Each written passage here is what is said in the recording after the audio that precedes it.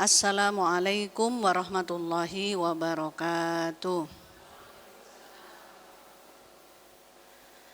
Innal hamdalillah nahmaduhu wa nasta'inuhu wa nastaghfiruh wa na'udzu billahi min sururi anfusina wa min sayyiati a'malina. May yahdihillahu fala mudhillalah wa may yudlil fala hadiyalah. Asyhadu an la ilaha illallah wahdahu la syarikalah wa asyhadu anna Muhammadan abduhu wa rasuluh la nabiyya wa rasula ba'da. Allahumma shalli ala sayyidina Muhammadin Habibir Rahman adada ma yakun wa ma qad kan wa ala alihi wa sahbihi wa aslih lana kulla sya'nin. Allahumma arinal haqqa haqqa warzuqna ittiba'ah wa arinal batil batil warzuqna istinaba. Rabbana zidna ilma warzuqna fahma. Rabbi shrah li sadri wa yassir li amri wahlul 'uqdatam min lisani yafqahu qawli. Amma ba'du. Alhamdulillah, segala puja dan puji syukur senantiasa kita panjatkan kehadirat Allah Subhanahu wa taala, karena disadari atau tidak di setiap detik, di setiap saat bahkan Allah kucurkan selalu nikmat atas kita. Nikmat sehat, nikmat kemampuan berpikir, nikmat bisa beraktivitas beramal soleh, nikmat semangat, nikmat Islam dan iman. Berlimpah-limpah yang Allah berikan sehingga hambanya yang pandai bersyukur tentu akan sibuk dengan berterima kasih, memanjatkan rasa syukurnya kepada Allah sehingga tidak sempat mengeluh, tidak sempat merasakan kekurangan apapun. Dan hamba inilah yang beruntung karena selain dia bahagia hatinya, dia tidak merasa kurang satu apa, dan dia siap menyambut tambahan nikmat dari Allah di berbagai aspek kehidupannya. Amin amin ya rabbal alamin. Semoga kita tergolong hamba yang demikian. Bunda-bunda, mbak-mbak, bude, eyang, alhamdulillah. Aduh, masya Allah bunda cerah sekali. Tabarakallah, saking semangatnya loh bun. Para pengurus majelis taklim enggak berhenti ingin membangkitkan semangat ya bunda ya. Dipakai sekarang dress code merah menyala. Jadi kalau ada jamaah yang ngantuk langsung bun di foto bun. Enggak kayak guyon. Nggak, alhamdulillah. Ibu-ibu yang dirahmati Allah, pada hari ini kita akan membahas tema mudah-mudahan mancep dan hasilnya nanti tidak tergoyahkan. Kalau kemarin-kemarin kita membahas masalah, membahas bagaimana harus sabar, bagaimana maksud Allah di balik masalah, maka sekarang semoga dengan pembahasan kita nanti yang judulnya apa ibu-ibu? Ingat nggak? Rahasia, betul nggak? Apa? Iya, ada judul di flyernya itu sebelumnya ada rahasia sukses _2 raditu billah. Ibu-ibu mau sukses enggak? Sekarang sudah belum? Sukses sih? Iya, sukses dalam hal apa ibu-ibu? Semua hal ya. Kesehatan. Betul. Keluarga harmonis. Anak-anak soleh. Keuangan juga sukses mau bu? Maulah gitu ya. Dan masa depan dunia maupun akhirat. Kalau kata orang sekarang ya bahasa Inggrisnya, it's too good to be true. Iyota gitu. Jawanya gampang bu, enak orang Jawa itu. Orang Inggris nyebutnya it's too good to be true. Bahasa Jawanya halayota. Ngono tok bu. Diajak sukses kok ekonomi, ibadah, anak soleh, keluarga harmonis, kesehatan, barangkali kok gak percaya. Ya, kira-kira yang Allah gambarkan kehidupan kita itu, yang Allah canangkan, yang Allah janjikan, itu sukses paripurna napa mboten?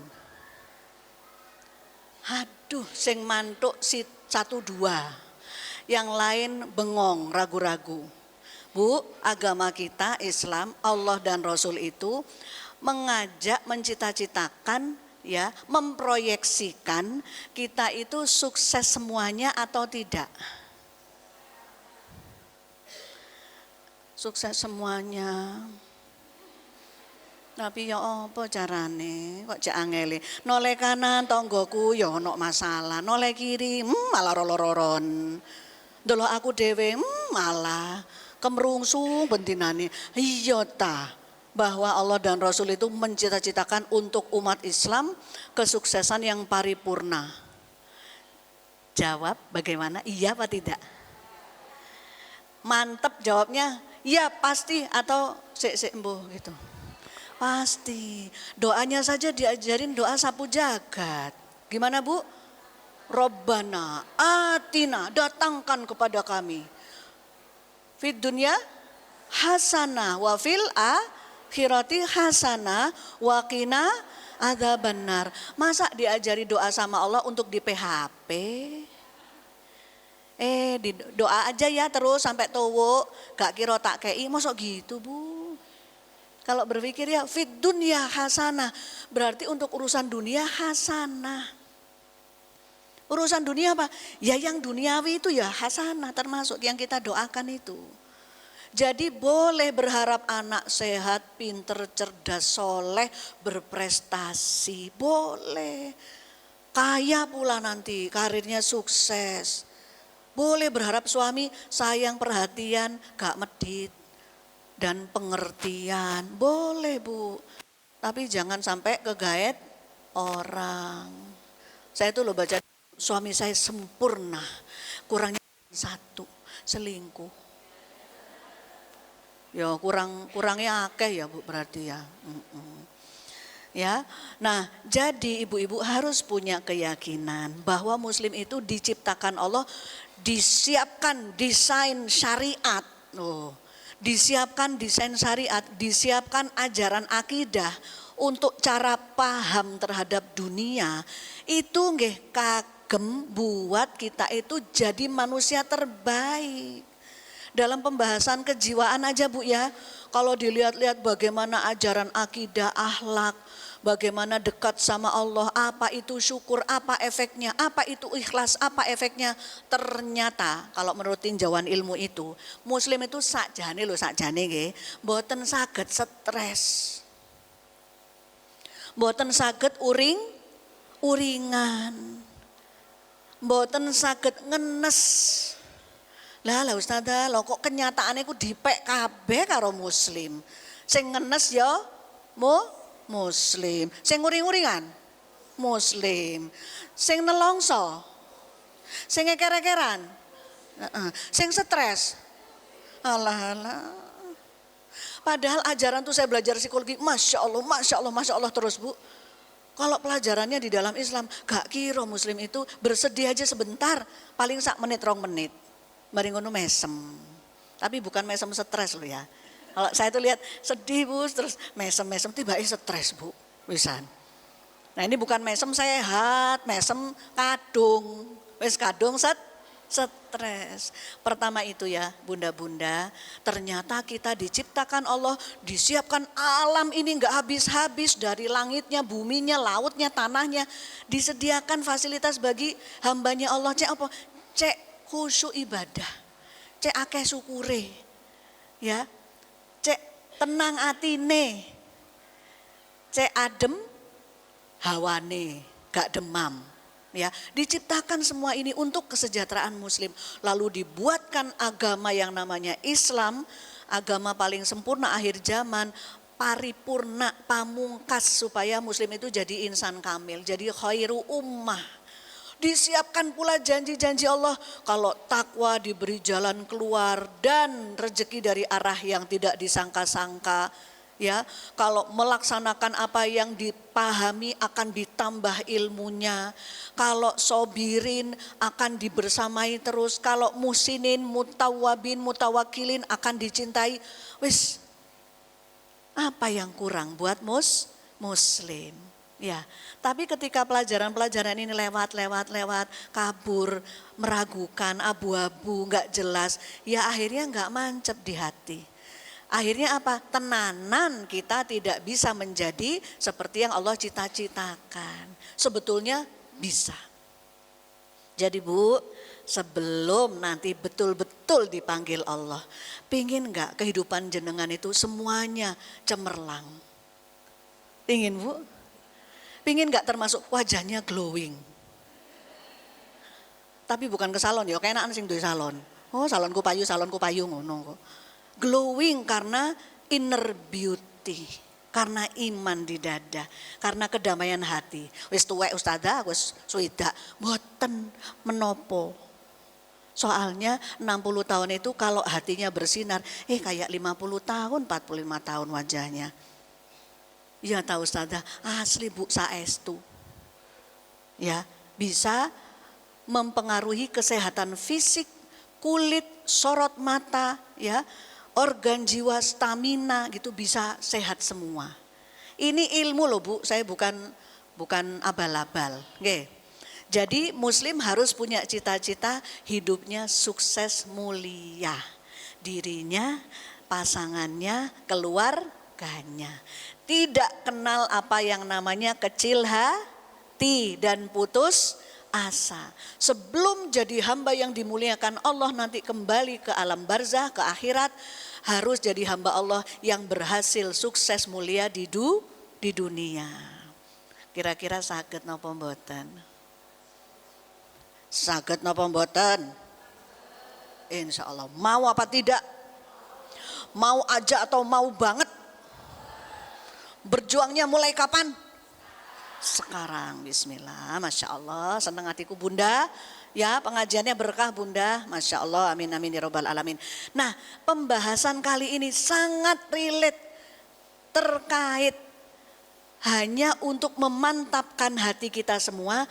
Apa sih rahasia yang harus kita pegang, gak boleh lepas untuk bisa sukses menanggulangi berbagai persoalan kehidupan.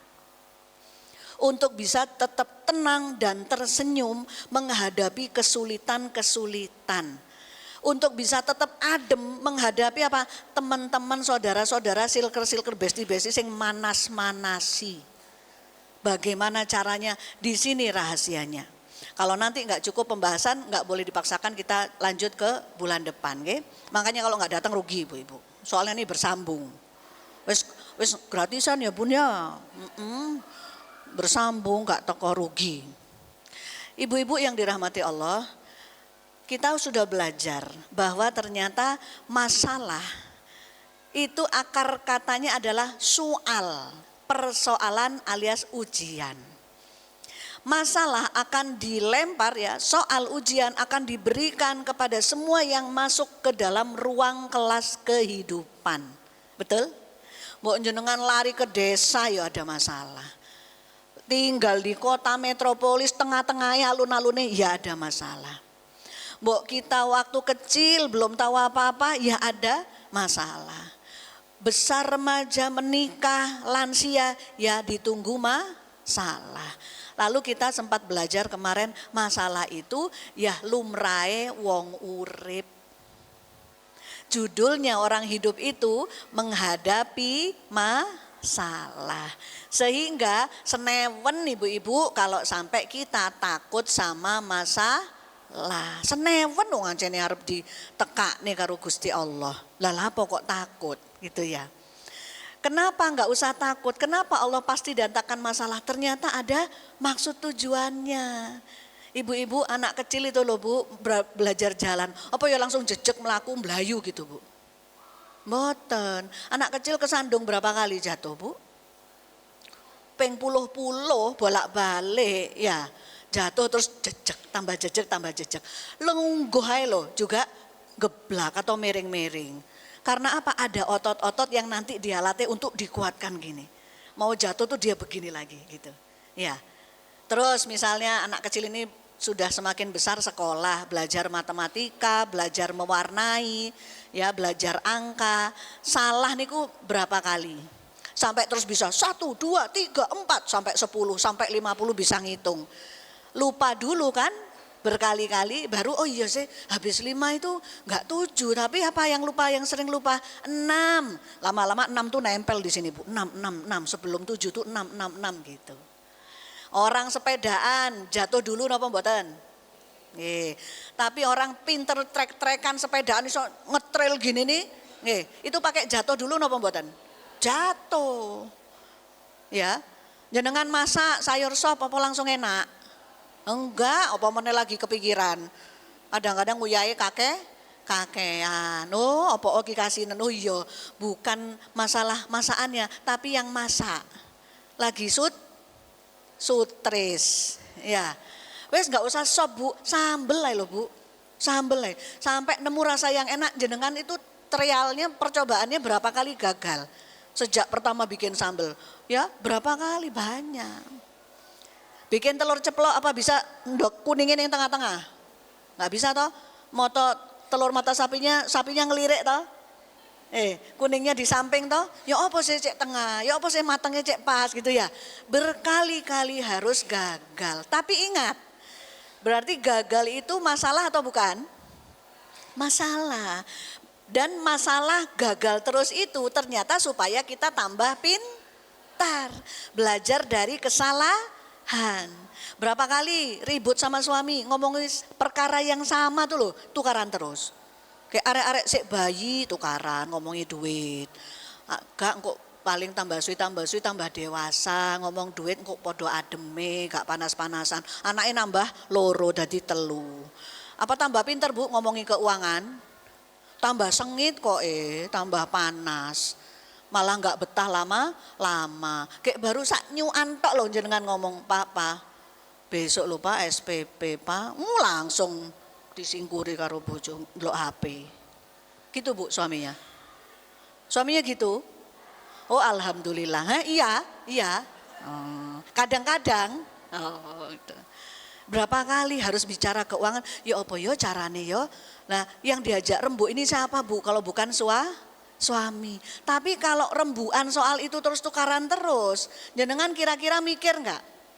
Ya apa carane ya, rembuan duit sing adem. Sing garai enggak adem, panasan ki sapa? Ternyata banyakan suami atau istri?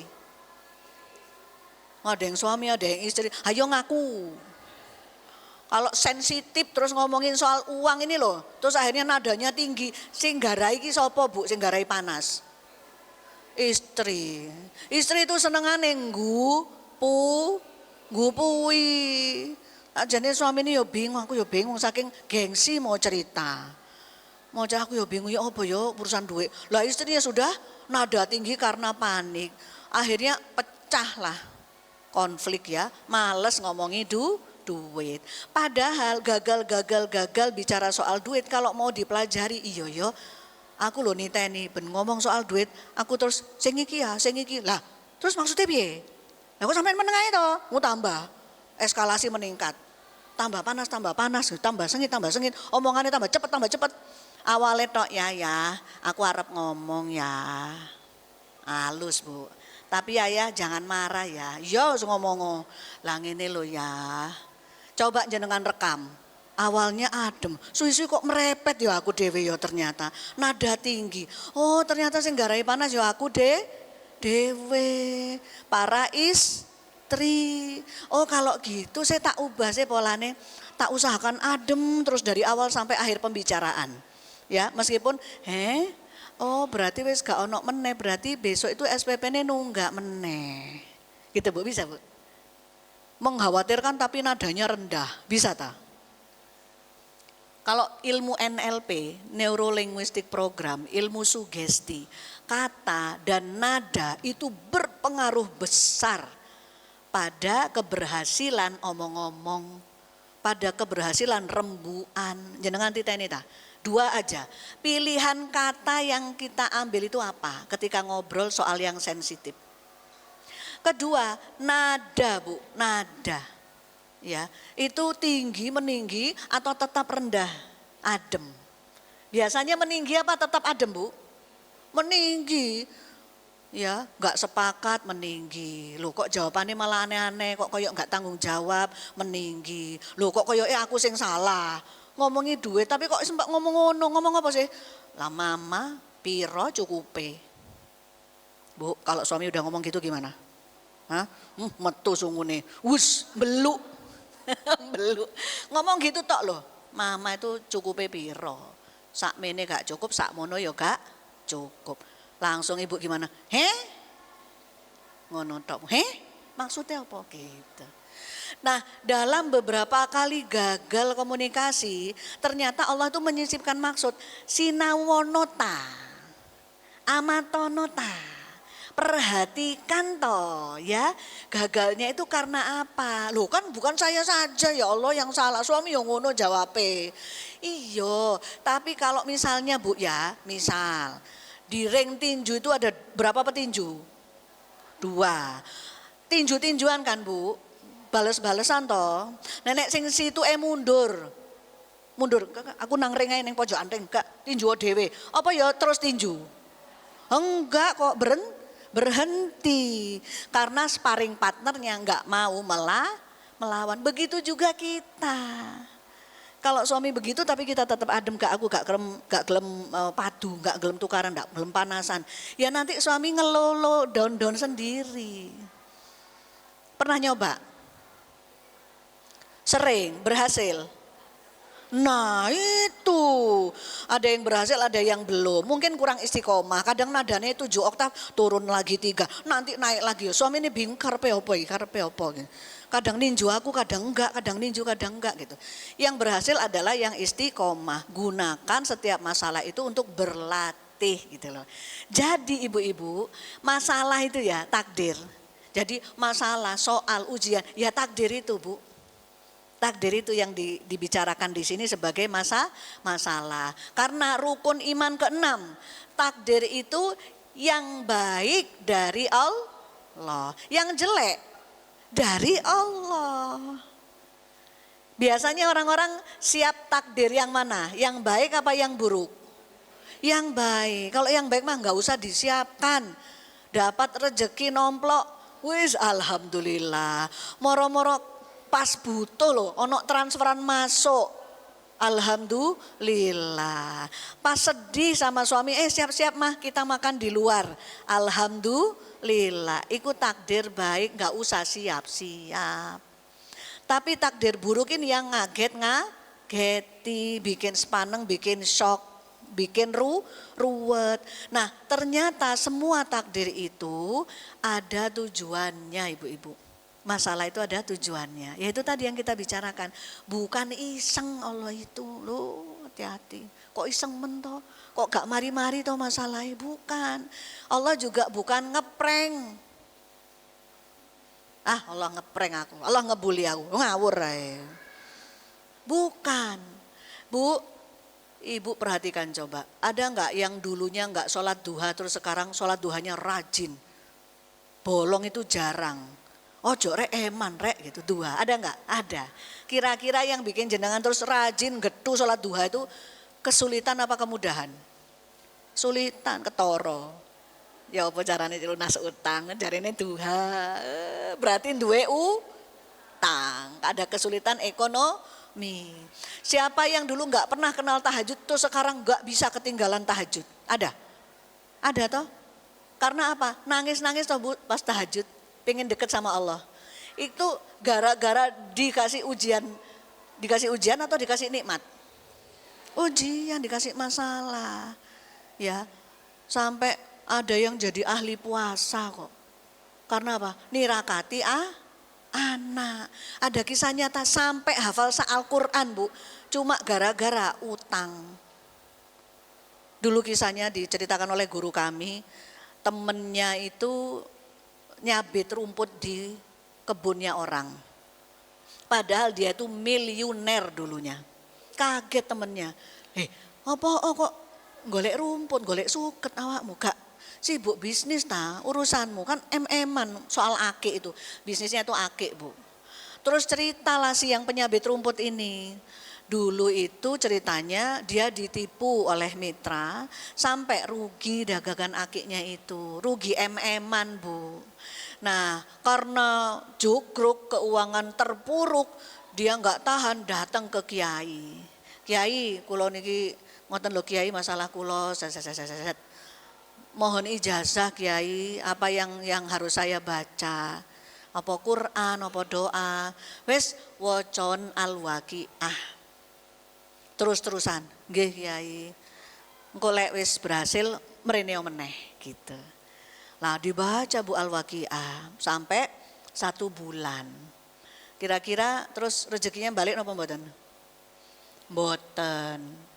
Tapi sampai apal al-waqiah. Wah gagal. Berarti aku enggak balik ke kiai itu. Aku tak golek kiai liyane. Cerita Bu.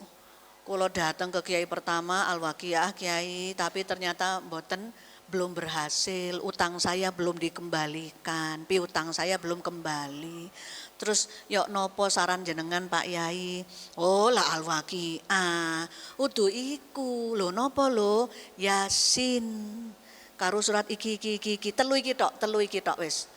Wocon terus. Engko lek berhasil mrene oma maneh. Dibaca Bu Yasin dan kawan-kawannya sampai sebulan. Alhamdulillah apal, tapi duitnya enggak balik. Sudah ya Bu, oh berarti gak balik neng kiaiku, kiai liane, datang lagi Bu. Ya, terus sama ojo sengiku Pak. Tahu surat yang itu isinya hampir 80% kosakata Quran. Apa itu? Al-Baqarah. Sampean waca Al-Baqarah ya, dihikmati, dibaca sering sampai lek iso apal. Nggih Kiai siap. Dibaca Al-Baqarah, alhamdulillah sebulan hafal. Tapi duitnya gak balik. Terus akhirnya ya apa iki ya? Terus ke kiai yang terakhir Bu. Ya, cerita yang sama. Apa saran kiainya? Ayat kok milih-milih. Surat kok milih-milih. Ya wocon kabeh. Wong Quran iku apik kabeh. Oh nggih Kiai. Akhirnya Bu dibaca semua ayat-ayat Al-Quran itu ya terus-terusan. Tapi terus wes gak balik.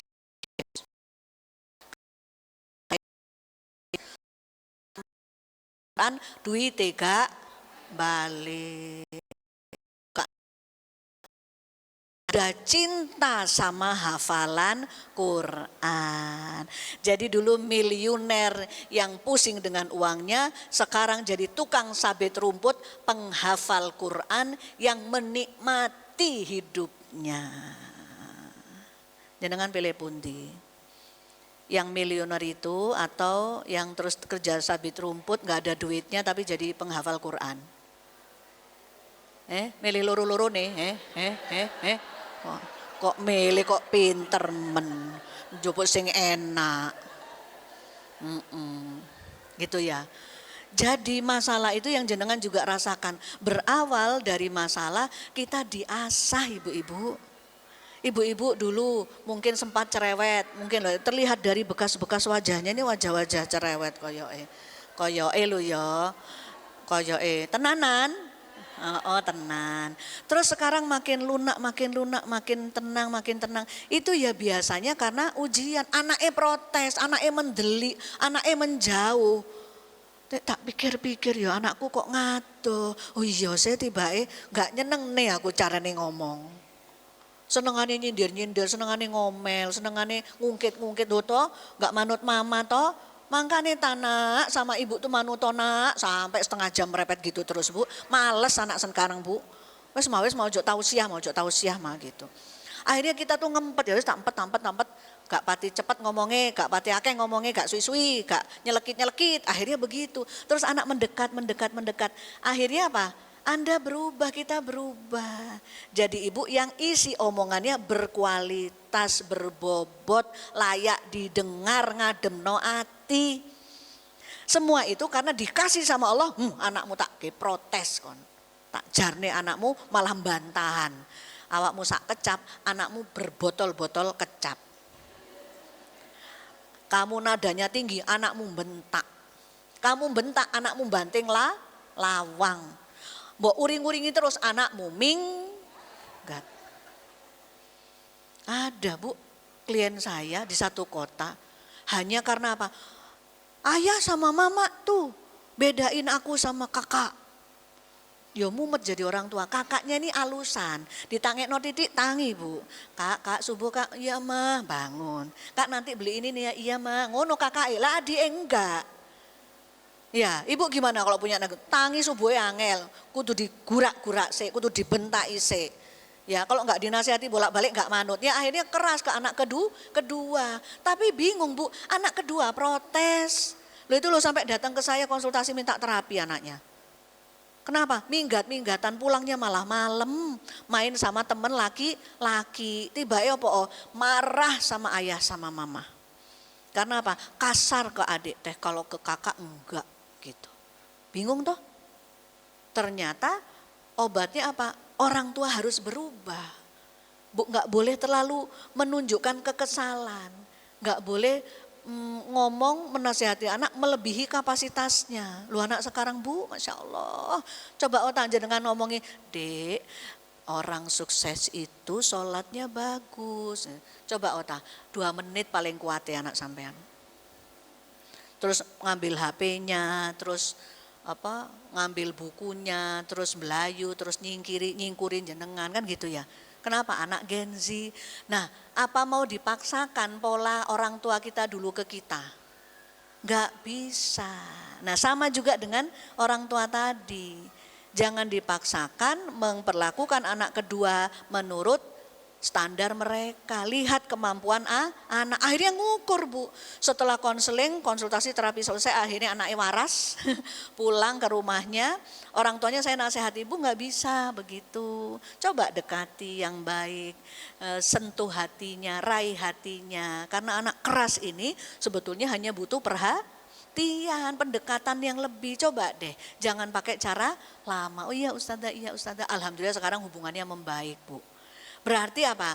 Kudu digodak sik dengan masalah anak. Si bapak dan mama teh mau berubah. Makanya katanya ulama, ojo ngenteni digodak. Jangan nunggu diguncang Allah dengan masalah terus kita berubah, jangan. Fahami segera bahwa masalah itu datang ada hikmahnya untuk memperbaiki kita. Suami dibuat begini, anak dibuat begini. Mana anaknya ting pericil, 6 anaknya, ayo. Terus anak pertama ada masalah, anak 2 ada masalah, sampai yang bungsu ada masalah, belum lagi mertua bla bla bla bla. Kata ulama tuh, diangkat masalah kalau kita segera tahu dan nurut sama hikmah masalah. Berarti apa hikmah masalah? Ingin kita lebih baik. Ya ternyata nih kuncinya ulama, ndang mau berubah, cek masalahnya gak suwi-suwi. Dapat masalah itu memang harus diterima, tapi pahit napa mboten? Pegel napa mboten? Beban napa mboten? Beban, resah napa mboten? Resah. Jadi boleh kita minta diringankannya masalah dan segera mendapati, mencapai apa sih yang dimaui Allah, yaitu perbaikan kita. Ini ada logika sering kebalik Bu. Misalnya nih anak, sholatnya sik bolong-bolong. Kita ngeceng, siapa? Anak toh. Nang sholati ya apa le, dititeni bendinane, di WA dikirimi video, dinasehati ya macam-macam. Kadang-kadang ya diomeli, malah akehan omelane malahan. Nah yang kita soroti anak. Padahal ini kejadian takdir. Yang Allah soroti siapa? Yang disoroti Allah siapa? Kita atau anak? Kita. Nah itu ibu-ibu pintar. Jangan salah Bu. Memang perhatian kita fokus ke anak, tapi dalam kejadian takdir ini yang menimpa kita ini, yang disoroti Allah adalah kita. Ya kapan caramu berubah? Karo anak sentimen. Yo, iki karo sing nomor loro, ngomong mulu luwe kasar gitu. Kadang-kadang kita nggak sadar ya Bu ya, saya punya berapa klien Bu, berapa kali klien. Bener nggak Bu? Anda lihat nggak di kehidupan orang terdekat? Biasanya kalau punya anak 2, 3, ono ae 1 anak sing gudo. Bener gak? Betul ya? Mesti ada yang gudo 1. Dan biasanya kebanyakan orang tua itu karena sing gudo iki sing garai gemes, sing garai kepikiran, ngomongnya beda Bu. Kira-kira ke anak yang gudo ini para orang tua makin menunjukkan sayang apa makin kelihatan mangkel? Biasanya mangkel toh. Nah itu dia. Di beberapa kasus klien kami, anak yang garai mangkel itu Bu, memang diperlakukan lebih kasar, lebih sentimen orang tuanya, sampai besarnya anak itu pancet, nakal. Salah satu kasus yang kami tangani, anak yang seperti ini, naudzubillah Bu, dewasanya murtad menikah sama non muslim. Apa kesimpulannya anak ini? Percuma Islam muslim, bapak ibuku galak. Anggopo ibadah kayak gitu, enggak bener agama itu. Soalnya tuh loh, deloken contohnya bapak ibuku, karo aku benci. Karo aku gak sayang. Akhirnya dia melihat kasih sayang di dalam agama lain, dia terpikat sama laki-laki non muslim, menikah dengan keluar agama Islam. Ternyata kesimpulan sebabnya cuma satu, gara-gara mangkel karo bapak ibu. Padahal kalau pakai ilmu Bu ya, anak tambah nakal itu kudune tambah disayang. Kudune tambah mendapat perhatian lebih, dielem. Diajak ngomong lebih banyak. Kalau tahu ilmunya. Nah ini kan ceritanya yang belum berhasil belajar dari masalah. Yang diceng anak terus. Ya Allah Bu, kasihan. Jadi anak yang murtad ini, mending kalau anak yang murtad tok nggih. Tapi orang tuanya gara-gara mikiri anak bapak stroke, lumpuh pakai kursi roda. Susah mikiri anak itu. Ibunya yang tadinya cantik kayak bintang film, aduh jadi kuyu ngurusi suami yang lumpuh dan ngurusi anak yang gak berubah. Kasus ini hampir sama di tempat lain, sama. Setelah baca teorinya, oh salah perlakuan orang tua. Gitu ya. Gak ngerti bahwa maksudnya diparingi salah satu anak yang gudo yang paling nakal adalah untuk memperbaiki akhlak orang tua. Untuk memperbaiki kualitas sayangnya. Untuk lihat anak gak beda-bedakan berdasarkan iki anak pinter aku alusi, aku senengi. Iki anak mbandel, gak ngerteni wong tua, aku mangkel. Ngomongku rodok sinis, gak pati seneng aku karo arek iki. Gak boleh. Nah ini yang mau diperhatikan sama Allah, mau diubah sama Allah. Gitu ya. Jadi ibu-ibu, masalah itu hikmahnya, apapun masalahnya, langsung ataupun tidak menimpa kita ya. Langsung itu ya soal anak, soal suami, soal keuangan. Kalau enggak langsung ya pandemi, musim PHK, resesi ekonomi misalnya, bencana alam itu yang enggak langsung. Ternyata tujuannya untuk perbaikan diri kita. Sehingga catat dan ingat-ingat nasihat ulama, segera fahami hikmahnya, segera berubahlah terus jadi lebih baik. Nanti masalah akan diangkat. Lebih pintar lagi Bu ya, kalau berkaitan dengan masalah berarti kapan kita harus memperbaiki diri? Nunggu masalah atau mulai saat ini? Pintar. Ya.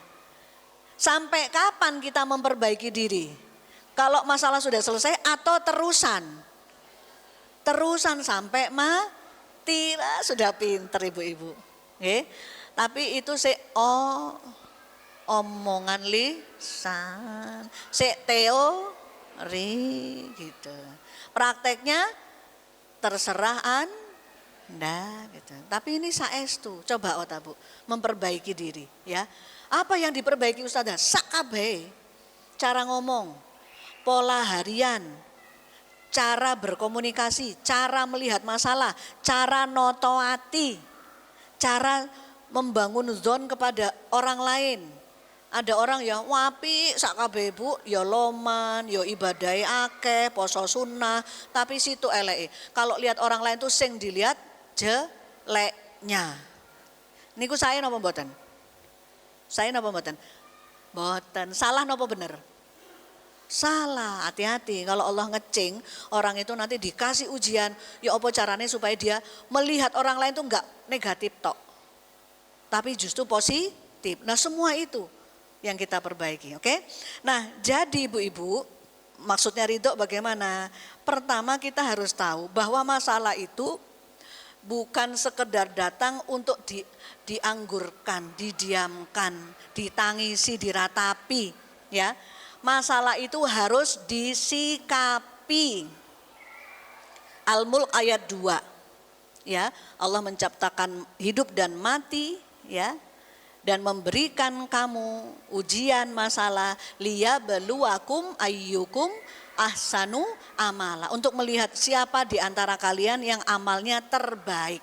Nah, sekarang kita mau merinci ya Bu-ibu ya. Amal terbaik, cek menang, cek sukses kan tadi ya. Cita-cita kita jadi insan kamil, jadi khairu ummah, jadi khalifatullah fil ard.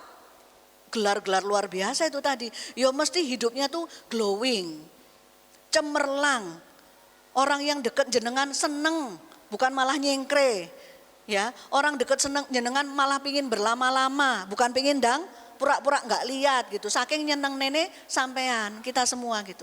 Nah, itu contoh hamba Allah yang dicintai Allah, yang sukses nanti dunia akhirat itu seperti itu. Coba tes. Kalau ada jenengan orang-orang semburat nopo malah nyedak. Kalau ada teman ketemu di pasar sampean wis ngelirik ya. Teman itu moro nopo ngado. Nah, moro. Kalau pertemuan keluarga seneng enggak? Orang-orang tuh ngerimpil, ngerumpul di dekat jenengan atau pada mencar kabeh. Nah, kalau jenengan ngomong orang-orang seneng enggak dengarkan? Apa sayu yang ngomong ikut terus bosen aku gitu. Gitu apa enggak? Nah, itu ciri-ciri. Apakah kita itu jadi hambanya Allah yang dicintai? Nah, untuk menjadi orang sukses seperti itu ternyata kita harus punya rumus sama masalah, Bu. Ya. Karena apa tadi? Masalah itu untuk diratapi, didiamkan saja atau dimenangkan. Bu, coba masalah itu untuk didiamkan saja, diratapi, dikangge uring-uringan tukaran atau dimenangkan? Dimenangkan. Berarti ada sikap terhadap masalah yang harus dibangun pada diri kita sampai jadi kebiasaan.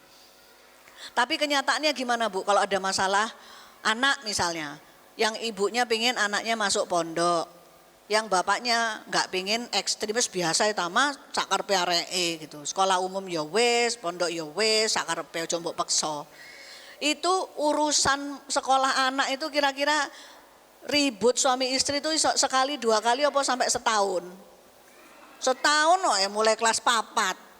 Anak kelas 4 ibunya sudah mencanangkan pondok, akhirnya diajari nyapu, diajari noto kasur, diajari ngelipet setrikaan ya toh, mulai kelas 4 kelas 5 lah bapak protes. Ojo ketat-ketat karo anak. Akhirnya mulai kelas 4 sampai mendekati kelas 6 ribut kalau bicara soal sekolah anak. Lah ini namanya masalah kanggo uring-uringan. Masalah kanggo padu suami istri, tapi masalah tidak untuk dimenangkan. Lah kalau ibu-ibu pingin menang masalah mikir, Bu, ya apa ya? Cek ayah iki ya setuju. Ya, aku nyiapkan anak ke pondok, ayahnya malah mendukung. Ya apa ya carane? Gitu kan, Bu, maunya ya. Nah, ibu-ibu di sini ada enggak masalah yang suami belum kompak sama jenengan? Ada. Banyak. Oh ya.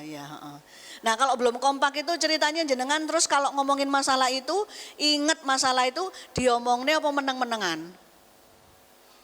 Diomongi, tapi berapa menit kuat ngomong itu? Terus panas, terus tukaran. Enaknya mana, Bu? Diomongno sampai terus sengit nadanya tinggi atau semeneng noy cekno biar masalah berlalu bersama waktu. Dimenengno apa? Ayo wis ngomong, timbangannya gak diomong nih udah diopo masalah, ngomong jedar-jedar tukaran. Ibu milih yang mana? Meneng. Akhirnya masalahnya gak dibahas. Ujung-ujungnya kalau realisasi akhirnya gondok, ya gondok tambah sangar menenge, ya. Nah itu namanya gak menang, Bu. Menang itu seperti pawang. Ustadzah ngajari dadi pawangi suami. Dadi pawangi anak. Loh itu menang, Bu. Asal kita terus mengasup ilmu dan kita itu benar. Kalau benar diridhai Allah, jenengan jadi pawang. Betul? Belum tahu kan rasanya jadi pawang? Sudah tahu, Bu, jadi pawang? Jadi pawang itu ya, ngono ya, sing kayak wingi ya, siap mah. Oh, manut langsung. Oke ma gitu. Ya ya iki lho anak sing nomor loro. Sekarang gilirannya ayah ya sing ngomong oke gitu. Itu baru ibu jadi pawangnya suami. Nah saiki apa? Ya jangan ngomong tahi anakmu ya urusanmu lho. Ya aku ya sibuk kok. Iku urusane ibu jenenge. Mamaku ya ngono dekat sama anakku aku ya sibuk golek duit. Urusane dhewe. Apa ini fatherless. Malah dielokno fatherless. Ada ayah tapi tidak ada sosoknya, tidak ada hadirnya gitu. Malah dilokno baba fatherless, fatherless sembarang. Budal aku. Budale karo nesu gagal lagi. Masalah tidak dimenangkan. Lah bendino ngono banyak masalah gitu lan jenengan tambah ayu apa tambah ketok tuwek? Ketok tuwek merengut terus. Ya kira gak ngerti kan dhisik aku kabeh gitu. Akhirnya merengut tambah ketok tuwek. Ya enggak menang namanya. Pingin jadi pemenang, Bu? Sekarang usia pernikahan paling tua berapa tahun di sini? 50 tahun pernikahan Mas sudah ada? Masih punya suami, Ibu? Sudah enggak ada, nggih. 40 tahun, 50 tahun. Kira-kira untuk jadi pawangnya suami terlambat napa mboten? Masih bisa napa mboten? Bisa. Optimis napa mboten? Ya, hari ini judulnya kita jadi pawangnya suami. Ya, kita coba ini nggih. Coba konsepkan nggih. Kalau kemarin-kemarin saya kan sering bicara soal ridho. Tapi ridho itu ringan di lisan, susah diamalkan. Betul? Kalau maksa ridho kira-kira jenengan terus ngeplong apa sesek? Sesek ustadzah mengiku nyaris kumat. Gitu ya. Terus rodok vertigo gitu ya. Karena ridho belum dipahami dengan tuntas. Nah di sini kita akan bicara apa hubungannya ridho dengan kesuksesan. Ridho dengan kemenangan. Ibu-ibu ternyata ya kalau ada masalah. Saya jelaskan secara umum dulu. Ada tahapan secara agama dituntunkan, secara psikologi kejiwaan diurutkan. Yang ngurutkan ini psikologi berdasarkan anatomi jiwa. Contoh, kalau mau makan rujak ya, sama mau minum, sama mau makan lele sama makan apokat ya. Yang di jus itu yang mana, Bu? Apokat, enggak lele nggih. Mboten nggih. Soalnya kita sudah mengenal ya bagaimana pola makan, lele itu enggak harus di jus tapi enakan digoreng gitu ya. Karena kita paham anatomi lidah. Sama juga dengan agama dan masalah ridho untuk menangkan masalah. Kita dengan anatomi jiwa kita kenali urutannya sakjane sing bener ngiki. Nah, agama memberikan saran ya. Jadi mendapat masalah itu ternyata ibu-ibu dalam agama diperintahkan dihadapi pertama kali dengan iman. Pertama, gak gopoh, gak panas, gak bingung, gak resah, gak ngenes.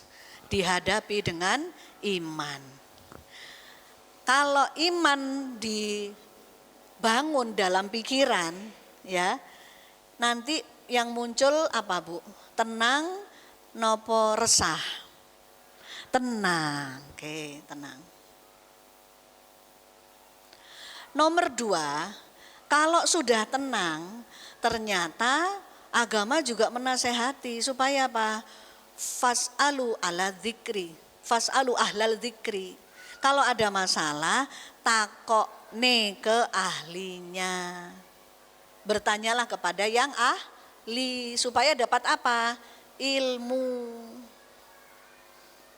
Nah ini masalah yang satu ini. Kalau dapat ilmu berarti apa nambahnya? Wawasan, pengetahuan, koreksi diri. Ya, koreksi diri. Nanti saya contohkan kasusnya. Nomor 3, kalau ilmu sudah dapat Bu, yang langkah ketiga supaya masalah itu tuntas dan kita menang, itu harus dipraktekkan. Ya, amal yang sesuai ilmu tadi. yaitu amal soleh. Ternyata 3 langkah ini akan membuat kita entas dari masalah, masalahnya selesai, kita berubah jadi orang yang lebih cemerlang, berkilau. Apanya? Semuanya Bu. Cara ngomong kita, tata perilaku kita, pola laku kita, cara kita menghadapi masalah tadi, cara kita berurusan dengan orang yang bermasalah tadi. Berikutnya di babak kehidupan selanjutnya atau masalah berikutnya, kita sudah bukan jadi yang kemarin lagi. Iya sih, aku wis belajar bahwa nada tinggi gopoh ngupui wong iku ternyata malah bingung kabeh, saomah panasan. Ya, jadi enggak saya pakai cara kemarin gitu ya. Nah, jadi praktik ini membuat apa? Orang ketemu sama yang namanya solusi. Ya, ini 3 langkah ini. Nah, yang pertama Ibu-ibu contoh nggih. Sebagai contoh, ada enggak suami istri yang menikah nggih? Biasa proses sebelum menikah kenalan, hitbah, ada yang pacaran. Setelah menikah ya masa adaptasi. Setelah 5 tahun 10 tahun kok tambah jelas eleke pasangan. Ya. Kok tambah suwi tambah ketok, tak omongi, tak nasihati, tak ajak diskusi api-api kok gak berubah. Ternyata usia pernikahan 15 tahun dan seterusnya tambah cetha ya sifatnya pasangan itu. Contoh misalnya suami yang egois misalnya. Kalau di sini kayaknya suaminya baik-baik. Ibunya loh, wajahnya loh teduh-teduh. Ya Bu ya, nggak ada suami yang egois di sini ya. Suaminya lagi di rumah soalnya. Di sini nggak ada hadir. Nah, kalau ngadepi suami egois ini kisah nyata, kisah nyata. Ibu-ibu setelah pernikahan berlangsung lama, pernikahan perak, pernikahan emas, lewat pernikahan emas. Kira-kira mangkelnya sama suami egois ini berhenti atau tidak? Selesai atau tidak? Ternyata fakta yang saya temui pada pasangan ini tidak berhenti Bu. Tambah mangkel, mangkelnya tambah dalam Bu. Yang istri itu marah kepada suami. Nah ini dia, kenapa? Karena setelah tahu sifat suami, si istri ini bukan dengan iman ngadepinya, tapi dengan harapan pribadi. Kok ngono sih? Aku loh bapakku gak koyok ngono. Kok tego sih? Kok gak mikir perasaanku sih gitu Bu. Akhirnya yang muncul apa? Kecewa karena dia tidak menyangka punya suami yang seperti itu, bertolak dengan sifat ayahnya, sifat saudara laki-lakinya, sifat adiknya, sifat pamannya. Yang ada hanya apa? Loro ati, kecewa ya. Nah ini kira-kira kecewa sakit hati bisa berubah jadi benci apa enggak? Benci, mangkel, bisa? Mangkel, sampai akhirnya bisa berujung perceraian.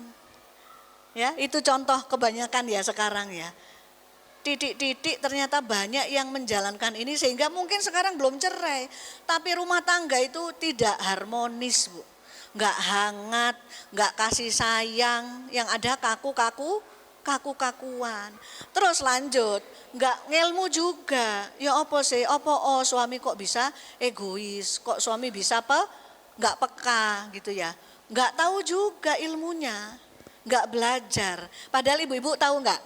Saya suka beberapa majelis saya share rumus pakem meskipun enggak usah panjang-panjang ya Bu rumusnya. Ibu-ibu, laki ataupun perempuan kalau sudah dewasa, umur 40 tahunan ya, 35, 40, 45 sampai 50 nih. Kalau dia jahat Bu, ini rumus nih, kalau dia jahat, ketahuilah dia jahat itu karena terlalu lama dijahati. Oleh siapa? Ya oleh orang-orang di masa lalunya. Entah orang tuanya, entah dia tinggal dengan bude pak D-nya, ya. Entah dia mondok ketemu ustadz-ustadzah sing galak, pokoknya sering dijahati, entah oleh kakak-kakaknya gitu. Sampai saya pernah ini kisah nyata nggih, seorang mubalighah. Lah itu ternyata ya Allah Bu, jenengan tahu NPD enggak? NPD ini selalu menonjolkan kebaikannya sendiri, minta dielem, menceritakan seluruh amal solehnya, kepinterannya. Kan kerasa ya Bu ya, kalau sudah usia kayak kita gini terus ngomong, lungguh kira-kira setengah jam, sak jam. Iki topiknya opo, kan kita terasa ya. Biasanya topik atau judul pembicaraan itu kan tiktokan ya. Kadang gantian orang itu, kadang kita. Lah ada orang itu judulnya pembicaraan setengah jam, sak jam itu dia sendiri. Ya, lalu isinya apa? Menonjolkan kebaikan pribadinya. Langsung saya notice ini NPD, indikasi NPD. Intinya dalam pembicaraan itu dia selalu minta perhatian, minta orang lain itu tahu bahwa dia itu hebat, dia itu disayang, dia itu dihargai banyak orang. Catat Bu, kenapa? Ternyata waktu kecil dia diabaikan, gak direken, gak ono sing ngelem. Malah sebagai anak yang urutan di bawah tuh adik ya, meskipun bukan bungsu. Dia itu sering dibully sama kakak-kakaknya. Akhirnya dewasanya nagih, meminta balas. Oke, orang jahat karena sering dijahati. Orang yang sok-sokan kebaikannya disebutkan semua karena waktu kecil sering diabaikan. Orang yang sering ngomong nyakitin hati karena kebanyakan tersakiti hatinya oleh omongan. Orang yang medit berarti dulunya diapakan Bu sama orang-orang dalam hidup di masa lalunya? Sering dimediti. Ya. Orang yang sering nyuruh-nyuruh kayak bos gitu, merintah-merintah, kon kono, aku suka ngatur-ngatur. Kenapa? Karena waktu kecilnya sering diatur-atur. Masa dewasa itu cerminan masa lalu. Coba jenengan, aku ngenesan ya. Iya soalnya selalu lihat ibuku ngenes terus. Nek cerita bapak ngenes. Sore-sore kadang cerita mau tidur, cerita sing ngenes. Kalau ketemu sama temennya cerita macam-macam, ibu cerita sing ngenes. Ketuwuan melihat mendengar orang cerita ngenes. Itu rumus Bu. Seperti apa kita itu ada cerminan dari masa lalu. Kecuali yang sudah selesai dengan masalahnya. Belajar, ngiman, terus praktek amal soleh. Ini baru bisa berubah. Bu ya, berarti orang baik itu, orang berubah jadi kepribadian akhlaknya mulia. Bisa jadi karena apa? Dia berubah. Belum tentu itu masa lalunya. Tapi kalau orang jelek akhlak, penyakit hati, karakternya toksik, itu hampir bisa dipastikan karena masa lalu. Nah, makanya kalau ada persoalan ternyata kita harus belajar ilmunya bagaimana supaya kita berubah. Lah kalau enggak kita tetap kuin Bu? Kurang informasi. Ya. Miskin wawasan, tidak memperbaiki diri. Ya ini apa bisa menang sama masalah? Ya enggak, maunya nanti menang-menangan kok. Bukan mau mengalah ya. Bukan mau bersikap sesuai ilmu. Contoh tadi parenting. Anak nakal malah sesungguhnya ilmu yang benar orang tuanya lebih sabar. Anak sing paling gudo justru orang tuanya harus lebih sayang. Ilmunya begitu. Nah kalau sudah ilmu berarti ini tinggal apa? Solusi dipraktekkan. Oh sama suami yang egois ternyata harus bagaimana Bu? Apa egois juga? Apa wis dewe-dewe ae? Ternyata harus mengalah. Mengajarkan sikap lebih dewasa. Gitu. Anggo apa duite? Sakmono kok. Ya iki ya, iki. Wis cukup no. Aku mbok lho ya. Aku gak iso anu meneh. Iku ya apa pinter-pintere mama. Oke ya, gitu. Oke ya karo bismillah ya Allah, cukupkan ya Allah, tambah rezeki ya Allah gitu. Aku dagang online ya Allah, tolong lariskan ya Allah. Begitu Bu. Bukan tanpa ngeceng suami, ngejar-ngejar suami. Aku mintanya ke siapa kalau enggak ke Mas itu? Masa minta ke Pak Satpam? Masa minta ke suaminya orang gitu. Minta ya ke Mas ya apa sih gitu. Terus susah karena suaminya enggak ndang nambah. Salah ternyata. Ya, karena suami itu bukan sumber rezeki. Siapa Bu yang Ar-Razzaq? Allah. Suami hanya perantara. Nah, jadi ini dipraktekkan akhirnya jadi apa? Solusi. Kalau tidak apa? Terpuruk yang ada Bu, masalah itu bisa masalah pernikahan rumah tangga sama dari dulu sampai sekarang. Tapi ya enggak hilang. Masalah rumah tangga tuh kalau dihitung-hitung bisa sampai berapa tahun Bu? Ya seumur pernikahan bisa ya? Iya kan? Sampai kakek nenek iso enggak tukaran, perkara kakek cerewet, kakek bawel suka protes, neneknya nesuan, ngomelan. Itu terus sampai putune lo apal. Padahal putune enggak melok-melok lho, sing kenal kan kakek sama nenek, tapi aku lho sampai apal. Nenekku ya apa, kakekku ya apa. Tekon ndi? Ya teko kakek dan nenek. Bongkar rahasia gitu. Kenapa? Enggak jadi solusi. Oke?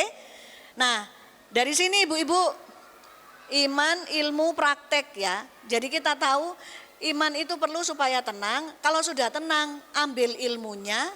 Karena nanti sudah enggak emosian. Bisa paham ilmunya. Terus yang ketiga, sudah tenang tahu ilmunya. Ya tinggal langkah nyata. Contoh, anak yang nomor 2 loh, Cek Angele disuruh nyontoh kakaknya yang rajin sholat. Cek Angele sayang sama adik. Nah, ternyata kalau ibunya ngikuti urutan ini, anak ini disikapi dengan tenang. Dengan diterima. Nah, di sini loh Bu yang namanya ridho. Ridho yang pertama, ini di sini. Nah, iman itu mendatangkan rasa ridho. Coba sekarang kita lihat nggih. Apakah iman itu memang jurus pamungkas, rumus yang pakem untuk menyikapi permasalahan. Ya, iman kan masalah hati Ustazah, lah sedangkan masalah ini real, masalah uang, anak dipanggil terus karena tukaran misalnya. Suami suka ngambil utang ya sehingga kami bertumpuk utang. Masalahnya real, mosok dihadapi karo hati tok, hati yang iman. Nah, Bu, coba catat ya. Di Al-Quran ada ayat yang langsung menegaskan bahwa masalah dan ujian itu dihadapi harus iman dulu. Iman pertama, utama dan selamanya itu dengan iman. Satu di ayat di Quran surat Al-Ankabut ayat 2-3. A'udzubillahi minasyaitonirrajim. Bismillahirrahmanirrahim. Ahasiban nasa ayyutraku ayyaqulu amanna wa hum la yuftanun. Allah nyindir Bu. Wong-wong iku ya apa ya mengira, apa ya mikirin ngene ya. Ngaku iman terus tidak diapa-apakan, enggak diuji, dijarne. Apa begitu? Ini pertanyaan yang tidak butuh jawaban. Tapi ini sindiran. Apa ya ngono sing bener iku? Kowe ngaku iman terus tak jarne. Ternyata jawabannya tidak. Bahkan setiap makhluk yang bernyawa, apalagi yang mengaku beriman, lihatlah pasti akan diuji imannya. Dan kalian ini, kita ini belum seperti orang-orang generasi terdahulu yang diuji imannya itu dengan berdarah-darah, Bu. Anaknya Nusaibah ya, singanya muslim, singanya pasukan muslim padahal perempuan muslimah. Nusaibah itu saking menakutkannya, bikin orang-orang musuh Islam itu marah ya. Ditangkap putranya Bu, putranya Nusaibah, terus jenengan tahu diapakan anak itu? Dipotongi jarinya satu persatu.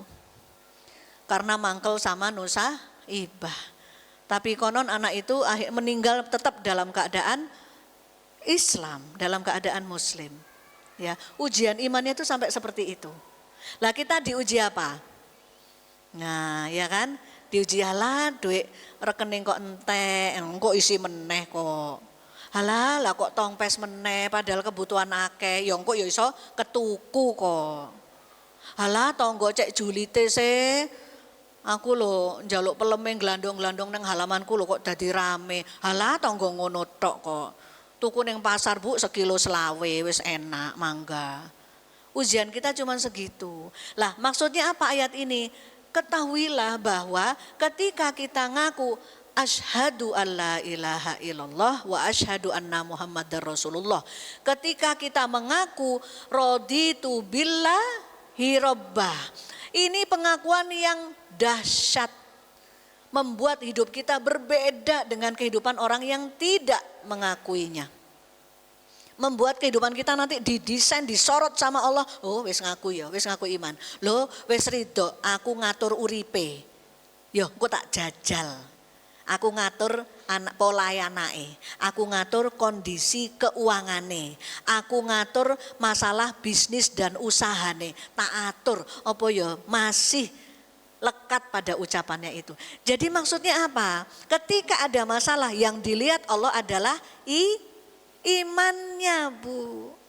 Lah ini hikmah masalah. Kalau meleset ibu bingung yang lain lu terus ya apa bayare tahun ngarep. Anak kok barengan melebu SMP, melebu SD, melebu SMA. Ya apa iku engko? Lah ini namanya bukan melihat iman, tapi melihat keadaan.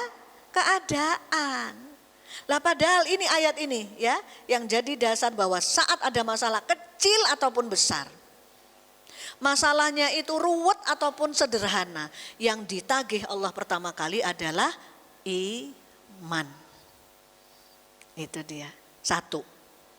Jadi ini dalil bahwa kita nggak boleh mikir kemana-mana. Ya Allah harus langsung nyambung ke Gusti Allah. Tapi sekarang tertarik ya Bu ya, saya mau cerita sama Ibu apa sih iman itu lah ini ya.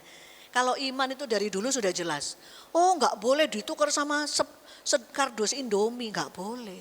Nggak boleh iman itu ditukar sama, tak kei kerjaan ya, ono omah kosong gonono, pokoknya awakmu mlebu nonis gitu. Metua teko Islam, oh nggak mau. Kita sudah tahu iman itu tidak boleh ditukar dengan harta, nggak boleh ditukar dengan pekerjaan, nggak boleh ditukar dengan dunia bahkan.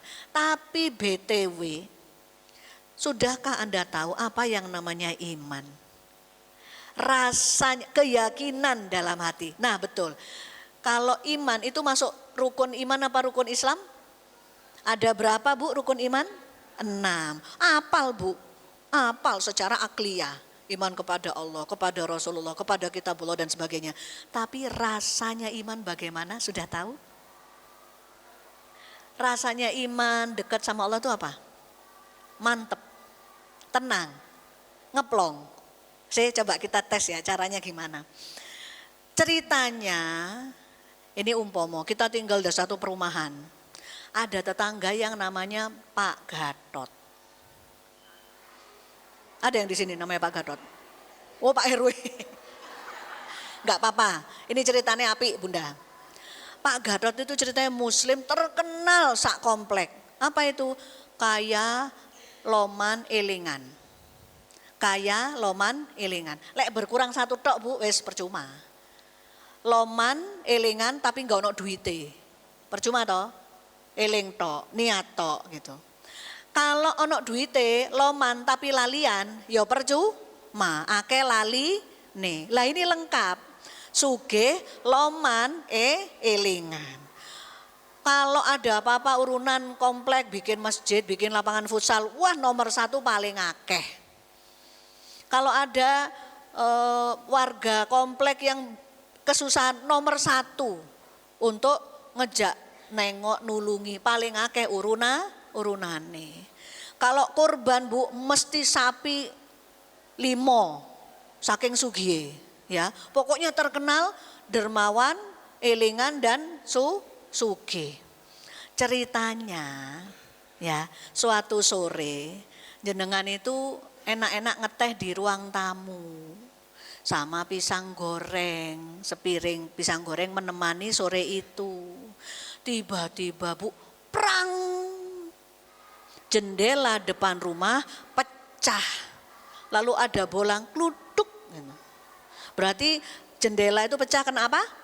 bola. Kaget, langsung gedangnya gak ditelek eman kan langsung dimaem terus. Minum, apa ya? Keluar jenengan, tiba Bu, ada anak di depan di garasi sudah masuk minta maaf.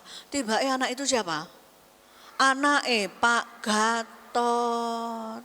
Bu, anak Pak Gatot.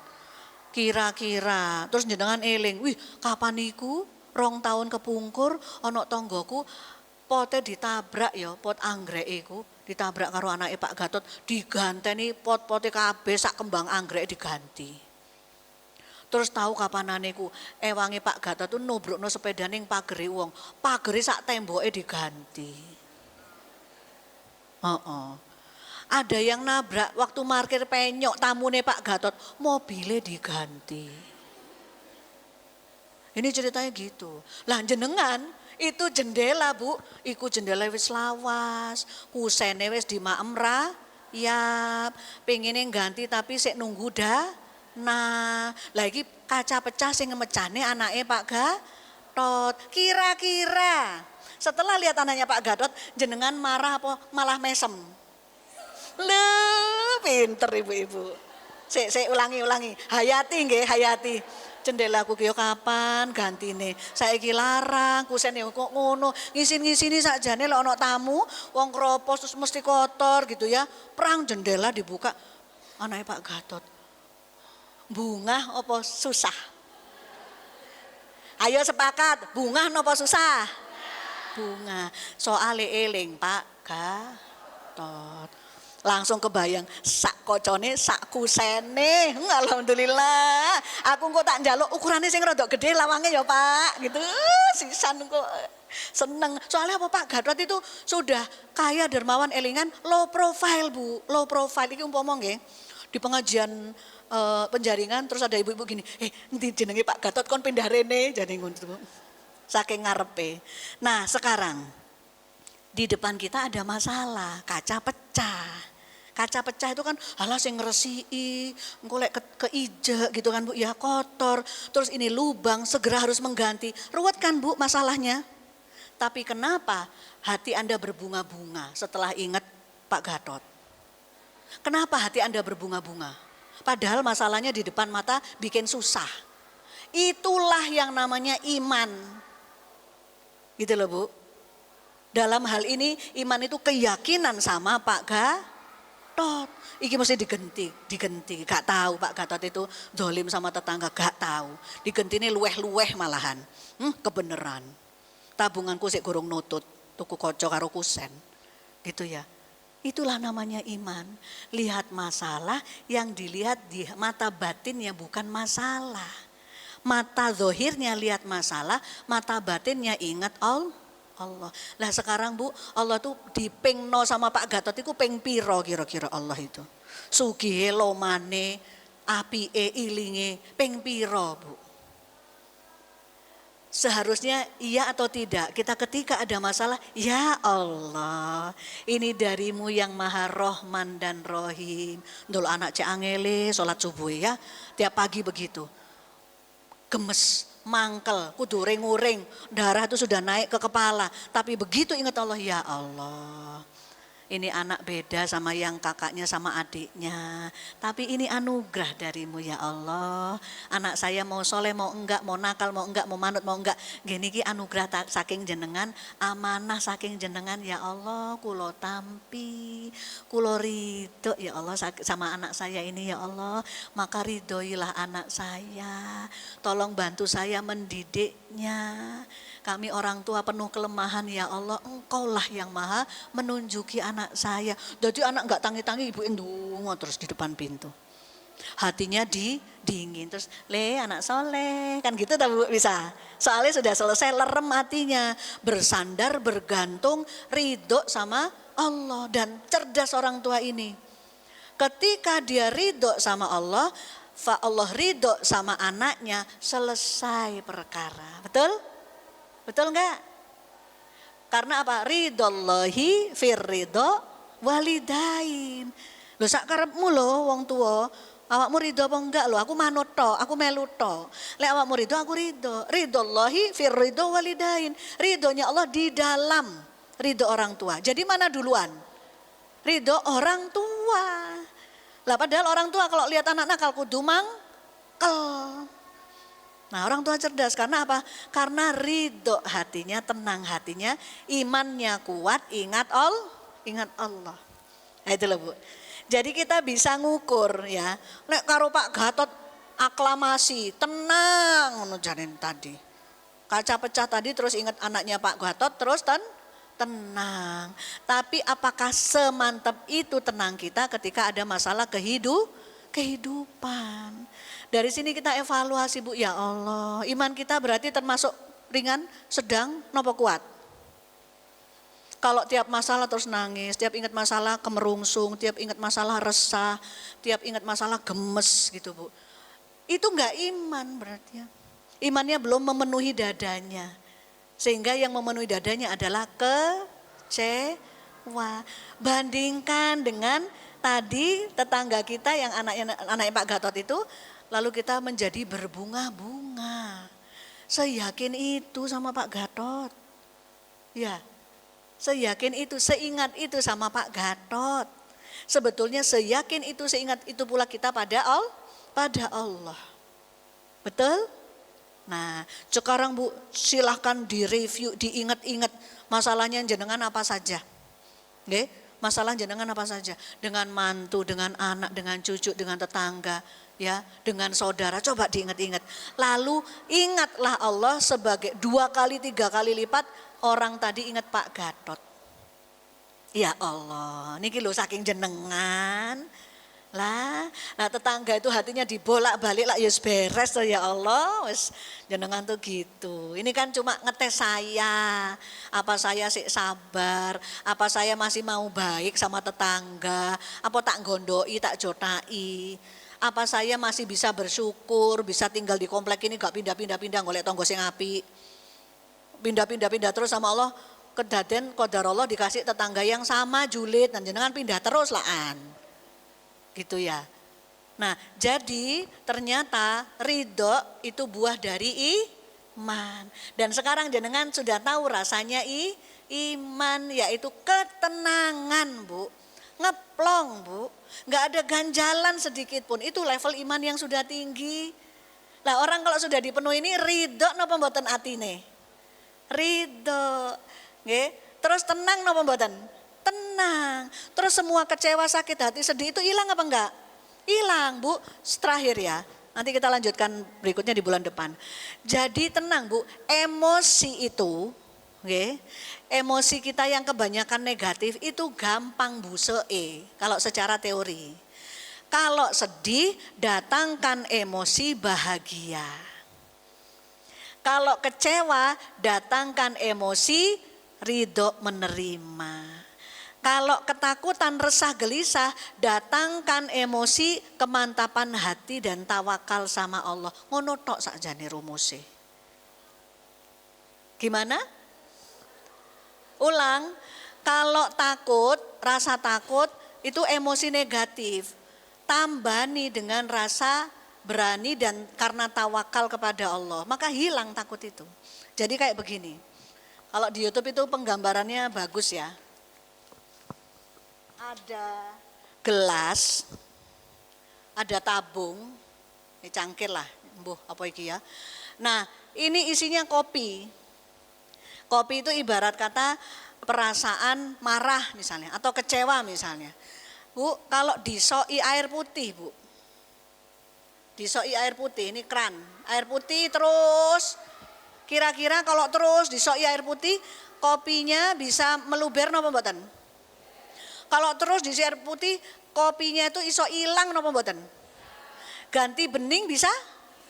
Seperti itulah emosi di hati kita. Semua emosi bisa dibusek, dibuang tuh bisa.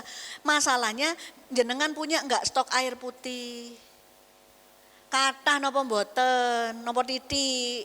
Gitu ya. Nah, stok air putih di dalam persoalan kehidupan adalah ridho.